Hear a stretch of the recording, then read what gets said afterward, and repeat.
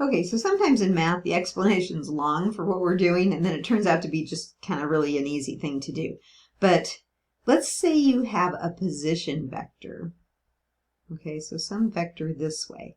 And we're going to say that it ends at the point A comma B. Now, A and B are being real numbers, right? Okay. But you can think about, the horizontal component, right? And the vertical component, right?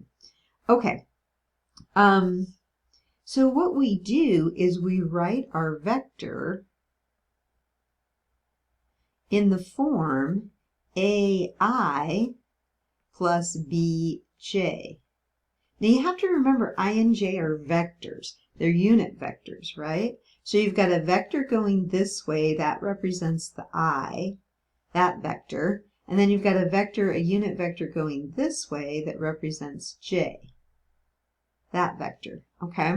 So if you took and you multiplied, say your point was, 5, 6, and you multiplied 5, this would be a scalar, times your unit vector, and then you added it to the 6 times the unit vector going the other direction, it would all work out to be that vector, right? Okay, so we can show you that because we've already done this. So say you had the vector 5, 6. So you're saying 5 times, and then that vector for I is 1, 0, right? Plus, and then you have the vector 6, the scalar, times 0, 1, the J vector. And then you would get 5, 0 plus 0, 6. But if you add those together, you're going to get the vector 5, 6, which is what you said this vector was going to be. It was it was a position vector, right? So that should make some sense how that's working, okay? But what we're interested in is this form here, okay? So that's what we're interested in doing.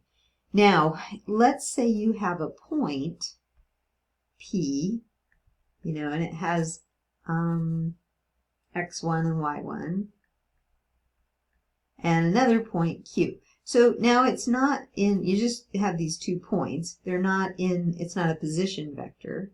But you know how to find the position vector because you can subtract them, right? Okay, so then what we do is we're going to get our vector to be a position vector, and it's going to be x sub 2 minus x sub 1 times I plus, and then it's going to be y sub 2 minus y sub 1 times the J vector, okay? So it's going to look like that. I think that's all I want to talk about there. Oh, the magnitude. Okay, so when you want to find the magnitude of V is going to be equal to the square root of a squared plus b squared. We've already had that. Okay, so now they give us a vector with 2 points, okay? An initial point of 2, -6, and a terminal point at -6, 6. And they want us to write the vector in terms of I and J. So we're just going to use this formula right here.